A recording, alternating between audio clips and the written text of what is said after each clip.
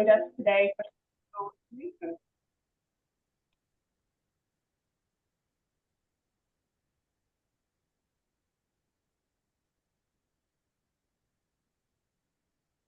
Our agenda for today will include some general reminders and updates as we proceed through the new fiscal year, in addition to some resources for our SAUs to communicate the delay in ESEA title funding.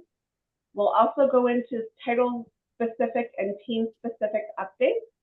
And as always, we will leave some time for questions and answers.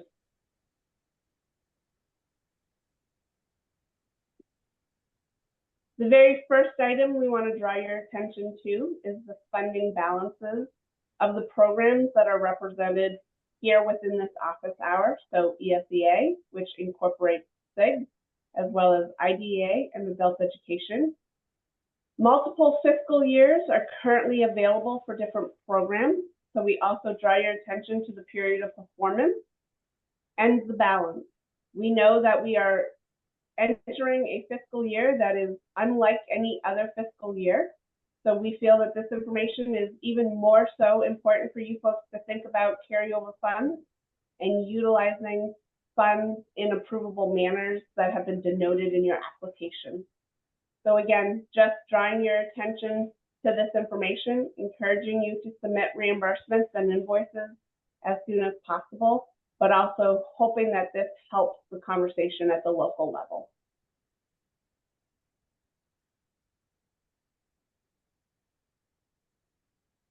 As we alluded to, there is a delay in title programs specifically, so Title I, Part C, Title II, Title III, Title IV-A, and pending Title IV-B, which is our 21st century funding. We, as a department, have designed a dashboard, which is pictured here on the right side of your screen. Good. It denotes the funding that is currently being withheld and pending from the U.S. Department of Education. We as a team, as well as a department, provided you with some resources this week to help you advocate for the funding that you folks utilize at the local level. So there was a priority notice that was sent on Tuesday with this information to our ed orgs, our superintendents, business managers. It will also be available in Grants for Me shortly after today's meeting. There is the Tableau dashboard, which you have pictured on the right side of the screen, but we also included a template for some narrative that you might utilize within the communities to engage in conversation, to have others advocate for funding as well.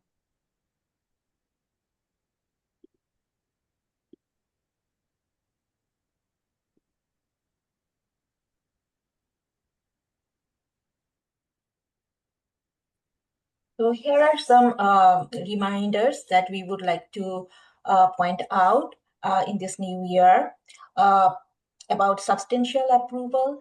Please remember, we do not obligate the funds prior to the substantial approval date. A purchase order with a vendor establishes a date of obligation, and please do not enter but we'll need to have So please do not enter any contracts before the substantial approval date. So about the UEI numbers, unique entity identifier numbers, we all need to have it updated and active UEI numbers on annual basis. SAUs should verify their UEI is active by going into sam.gov, because an inactive UEI will impact the availability of the federal funds. In the next slide.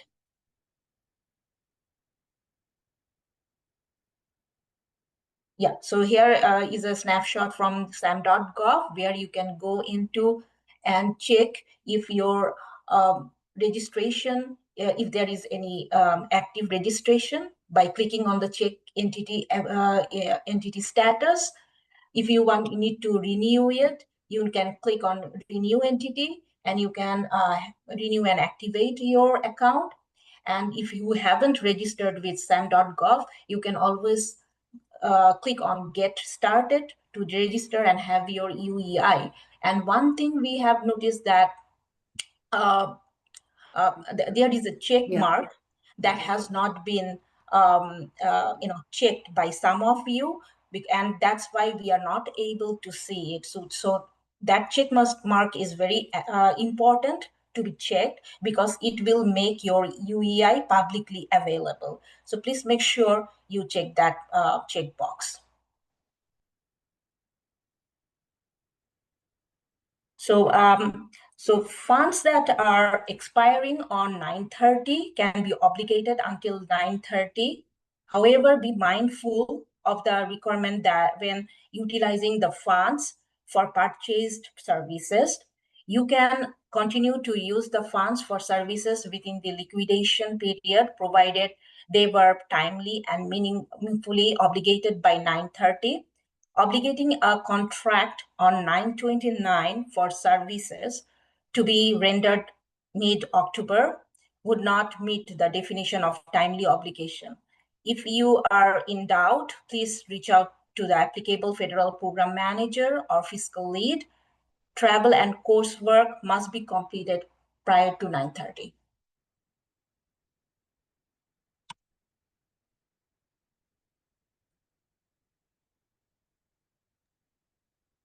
So just a few reminders as we end state fiscal year 25. There are some important closeout reminders that we want to be sure you're aware of to ensure compliance and meet all deadlines. Please make sure you are familiar with specific closeout requirements for your projects and your awards. This includes both fiscal and programmatic obligations. So be sure that you're checking your grant award notifications for details. We are encouraging you not to wait till the last minute to submit reimbursement requests, as the fiscal year runs from July 1st to June 30 for funding and auditing requirements, which is different for our program performance reporting period. For most programs, the reporting period is July 1st through September 30th. So we're drawing your attention to this distinguished difference of timelines to be sure that you're aware and you're able to report and reconcile correctly and align requirements with the particular performance report that you are submitting.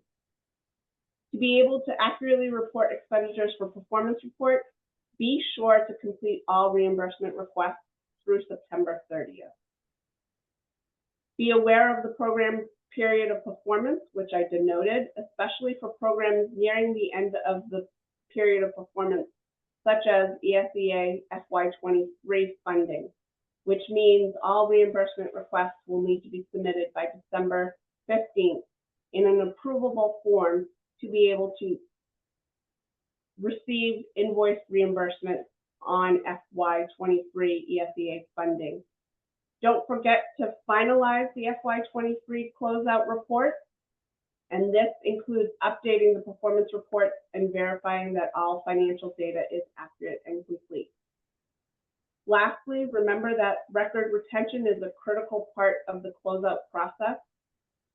All fiscal and programmatic requirements and records must be retained according to the Code of Federal Registry requirements, which is 3 years from the very last date of the fiscal report that was submitted. So for example, FY24 ESEA funds were awarded on July 1st of 2023, being utilized through the Tidings Amendment, which ends on September 30th of 2026, and will be reported on a performance report submitted on November 1st of 2026, which is considered the final fiscal report. The retention period for these documents would be through November 1st of 2029 for FY24 ESEA funds.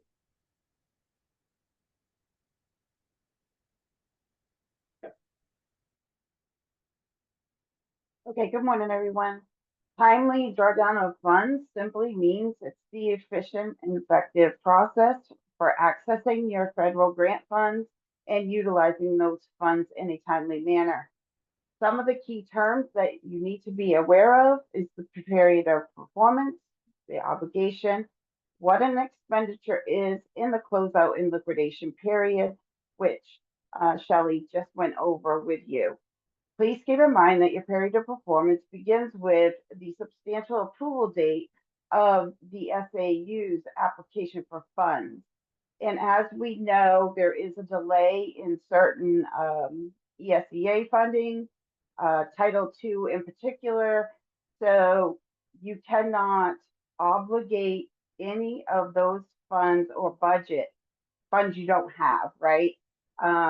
So just keep that in mind as you are budgeting for your next school year.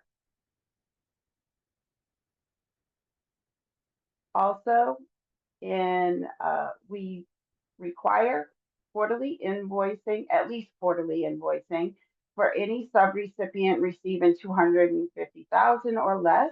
If you receive over $250,000, monthly invoicing is required.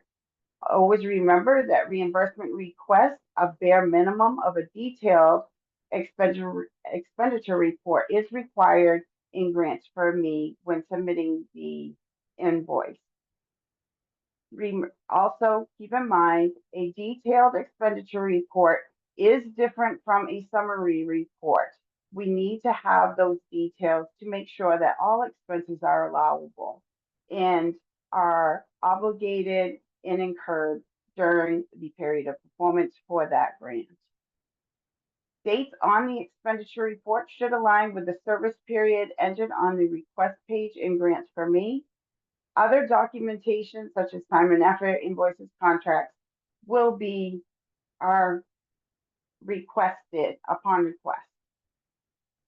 Please keep in mind the turnaround time for payment of an approvable reimbursement request is approximately 30 days. Now, with that in mind, this is for invoices that are submitted and are approvable upon initial submission. The timeline starts over if the invoice has to be returned for any reason and additional information is required.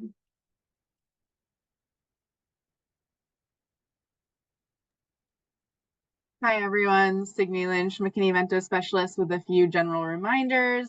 So this is regarding liquidation of funds and timely invoicing. So this is a reminder from the Department of Education that we are seeking timely invoicing, and at a minimum, it really needs to be coming in at that quarterly invoicing, but please make sure you are looking at your specific funding or federal program, as there may be additional guidance on invoicing, as Tyra was just mentioning. And another important reminder on invoicing. So we previously had the former closeout date of December 30th for our programs, but this has been revised to December 15th. So any funds not invoiced by the state will not be available, and we are seeking these invoices actually by December 1st, and that is just to ensure that we have the time to have any questions answered and make sure that we are able to work with the Department of Administration and Financial Services to get those funds to you. A reminder on the upcoming Educator Summit that's taking place at Thomas College in Waterville. There is going to be a business manager boot camp session. This is a longer session that's going to be available on both days, so you could attend on either day. And that's going to cover all the basics and things you need to know for managing these federal funds, and is open to new and returning business managers.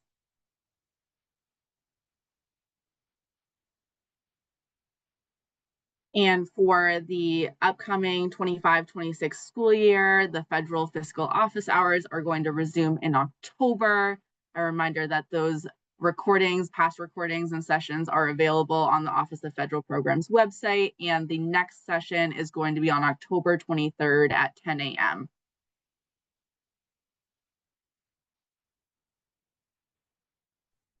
Good morning, everyone. Megan Dichter from Adult Education. Just a couple of adult ed updates. Our fourth quarter FY25 invoices for our AFLA and IELCE federal funds are due on July 31st. And fourth quarter FY25 MJRP invoices for our Strengthening Maine Workforce grants and the College and Career Success coordinators were due on July 15th. Adult education federal funding is also withheld for FY26 and is currently under review.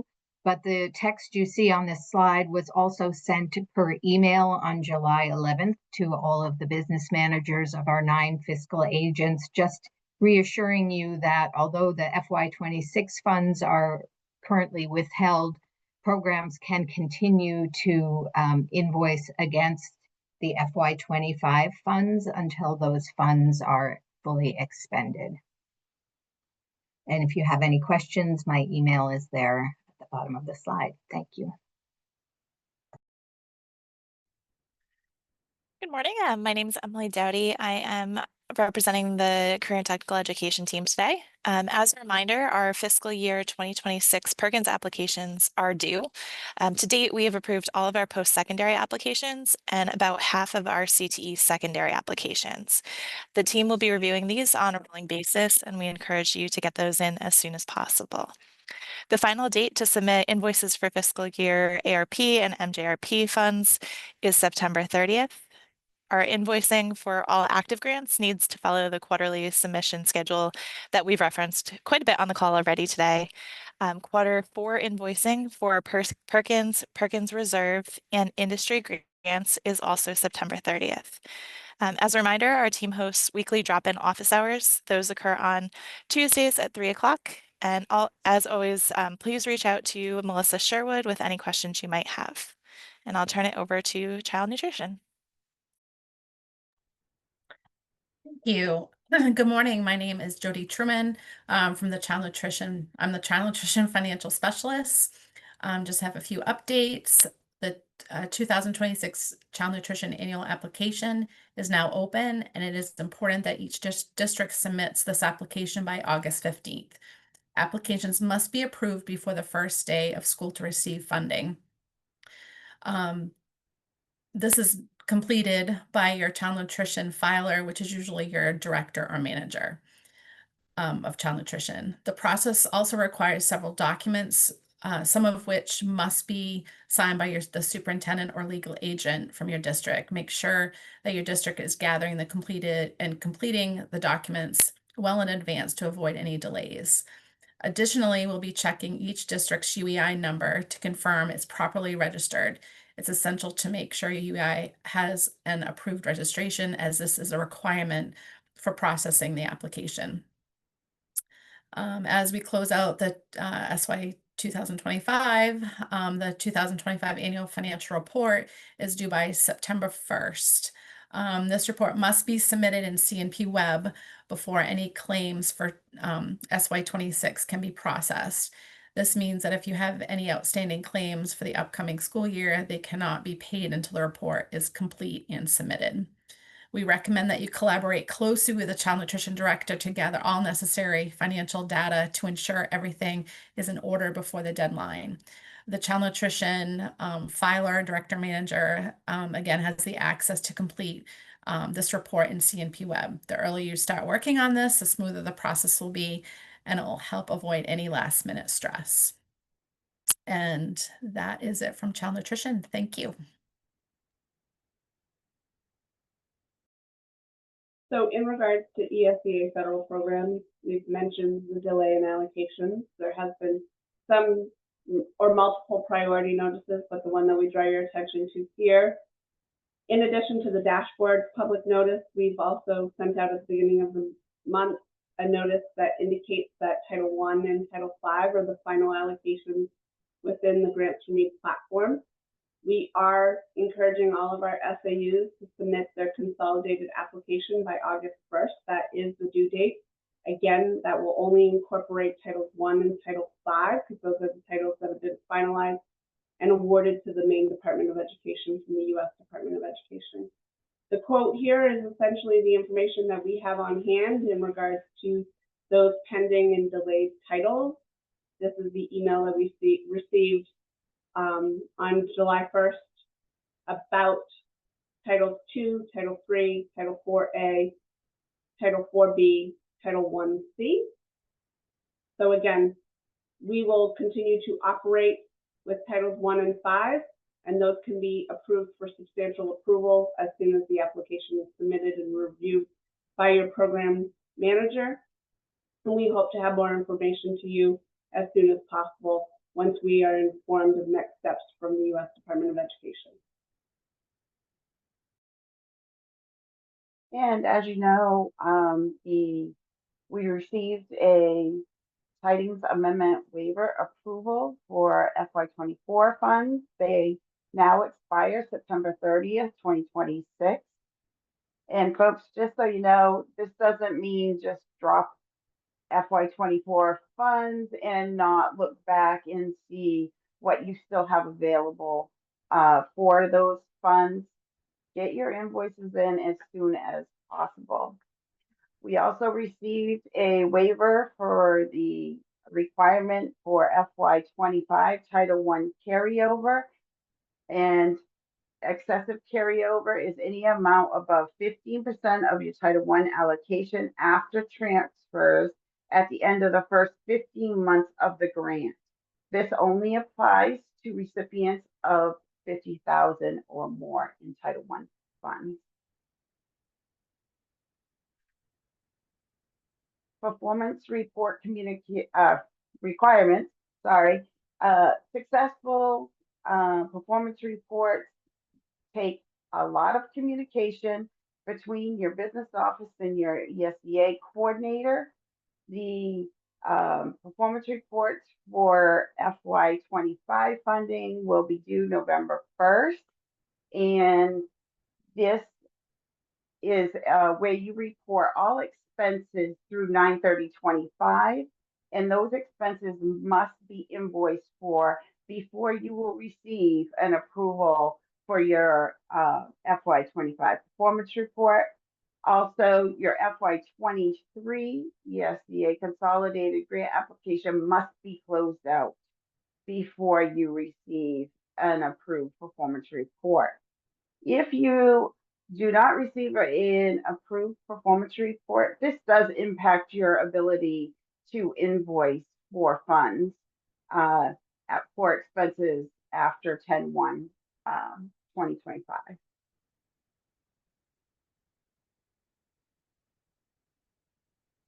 Good morning. This is Colleen O'Neill from the Department, from the Office of Special Services and Inclusive Education. I just wanted to give you a few ESEA fiscal team updates and reminders.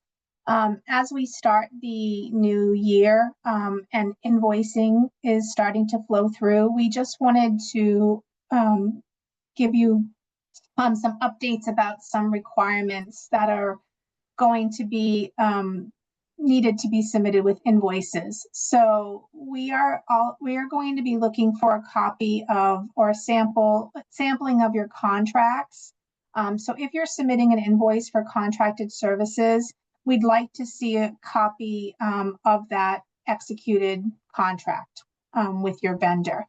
And the reason why we're checking this, as we just kind of wrapped up our fiscal monitoring, we saw a lot of contracts when we were visiting districts that were outside the period of performance or signed prior to the obligation dates of funds, which made the contracts really null and void. So to avoid that and to nip it in the bud and get it fixed early, we would like to see a sample of those contracts.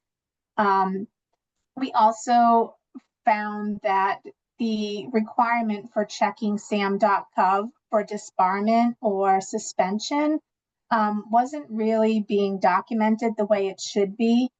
So we are asking for a copy of that documentation that literally says no results found with the submission of contracts specifically over $25,000. So when you are submitting invoices for the first time this year, if you don't have those requirements with your required documentation, Rebecca may bounce it back and ask just to see those so we can make sure everything is compliant. We are getting ready to send out our first wave of fiscal monitoring for the new cohort coming up. So we wrapped up our monitoring a couple of weeks ago. We visited 67 districts in about 4 months, which was a gargantuan task, and all of the caps and documentation has been sent back out. So you guys should be working on those and getting that evidence back into us. We did see a lot of districts that needed policy work, and we'll be collecting those policies. And once we find that they're compliant, housing them in Grants for Me in a document library. So they'll be accessible to all federal programs. So we're not always asking you guys for the same policies and procedures over and over again. Hopefully they'll be housed centrally so we can all see them. So be on the lookout for emails about fiscal monitoring. Those should be coming out in waves in the next month or two. And next slide, about the year-end report for FY25. The reporting feature in Grants for Me will be opened actually this week. I know districts are still kind of finishing up their FY25 billing through June 30th. So if you have not completed that, your report won't be able to be completed until you have that done.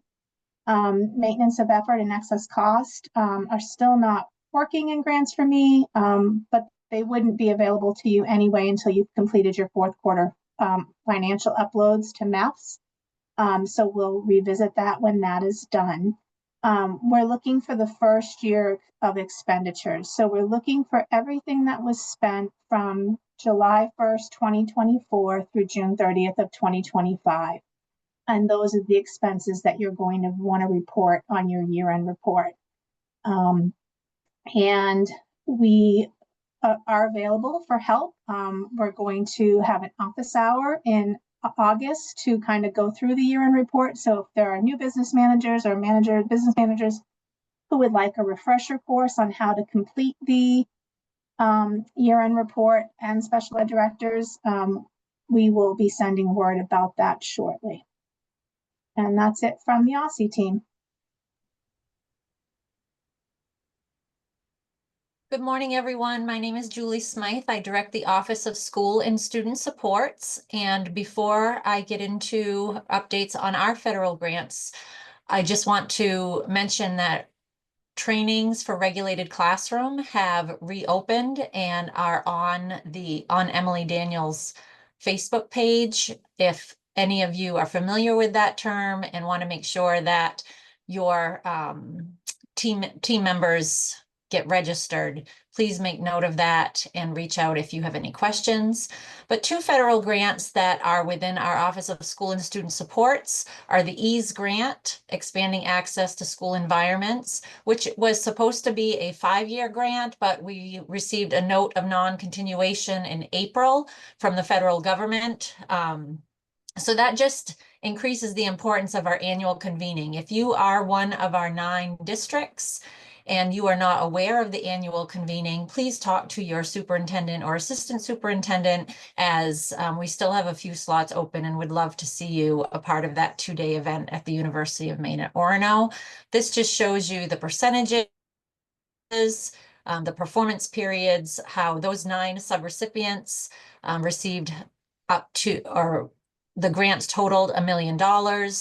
When the carryover is allowed and how much percentage is left. So if those percentages inspire you to get those invoices into Grants for Me, we greatly appreciate it. We do not have the strict guidelines as far as quarterly or monthly, but we do ask that as soon as you have those invoices available, that you submit those so that we can approve and get the money back to you. And then Stronger Connections was a 3-year grant that is still in motion. 15 of you are subrecipients. We have 59.7% of total funds remaining. So those are all grants that are connected with safer and supportive school environments, everything from hiring school resource officers to enhancing your safety and security to providing whole student supports. So if you have any questions, you can either reach out to me or to Christian Four, who does a fantastic job on our Grants for Me site. And then next slide, please. And before Signe might have some updates on McKinney-Vento subgrants, I just want to say that we have issued a continuation of our community school grants, which is out of Chapter 333.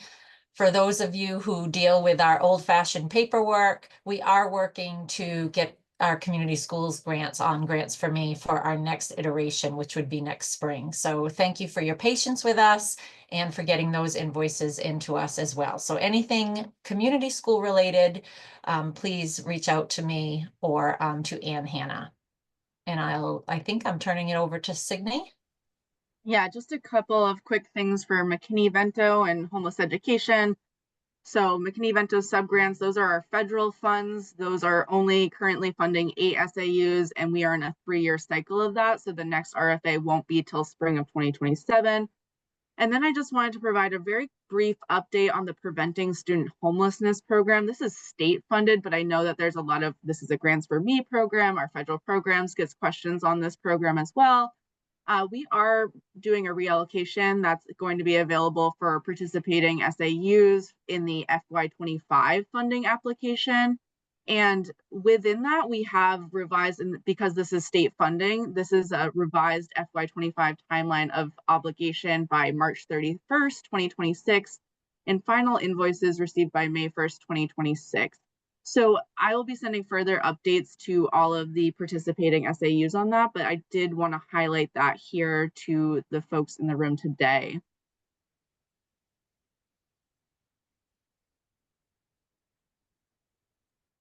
That brings us to the end of the majority of our content, but I did want to make sure that we allow some time if folks on the call do have any questions, that you're able to share them either via the chat, or if you'd like to raise your hand and mute yourself, feel free to do that to ask any questions you might have.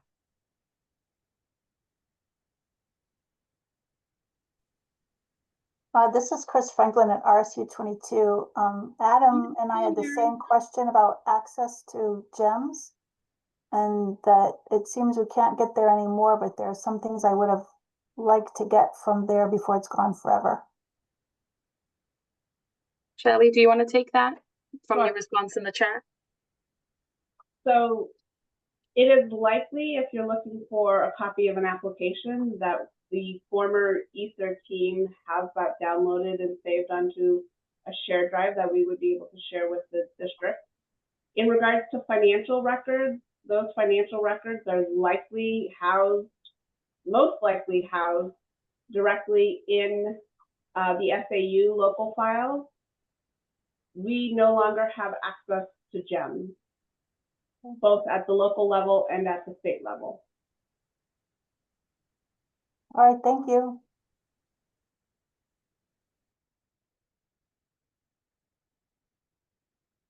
Any other questions from folks?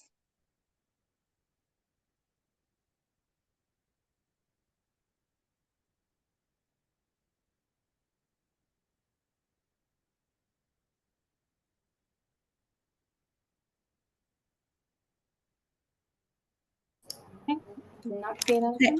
Go ahead. Hi, Jeanette. I have a quick question. Sorry. No, you're good, Jenny. Go ahead. How are you? I came in a little bit late at the start, and I'm seeing some comments about the GEM system not being available, but that if we needed something, it may be possible, but that the Maine DOE has copies of that. Is that true? And there wouldn't be any other way for us to, go in and print off anything we had in there? Correct. So it is very likely that we have copies of your application. stored locally within our SharePoint at the departmental level. Okay. In regards to financial invoices, Oh, okay. you folks would have all that information, your trial balances, your accompanying purchase orders, payment slips. Yep, we have all that. We do. Yep. Yep. I was thinking, my mind was thinking more about that final approval on every last grant, because we made, changes close to the end. I'm not sure I downloaded the copies, but we'll be good. Thank you, Shelley. Just checking. Thank you. Last call. Any other questions?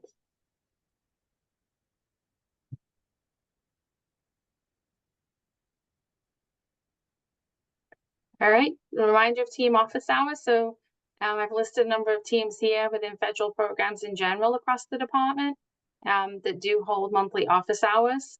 Those links are there should you need them, and we'll also include them in the notes when we post them. I will also put, if you have colleagues that are interested in attending the office hours that we have here, that is all federal programs across the department.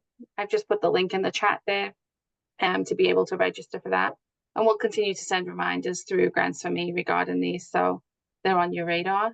And then at the end of our slide is all the contact information for each of the grants. There's multiple people from across the department that work in federal programs, as you know.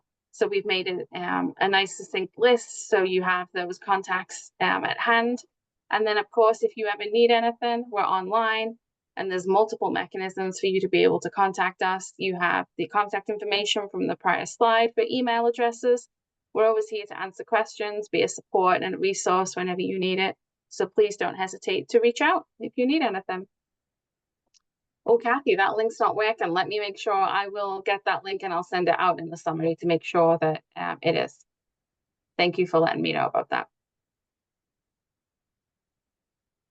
If there's no other questions, we'll close the meeting and we'll provide a notice when the slide deck's available, so you have access to that and the recording should you want to share it with any colleagues. I appreciate your time today and joining the call. Thank you very much.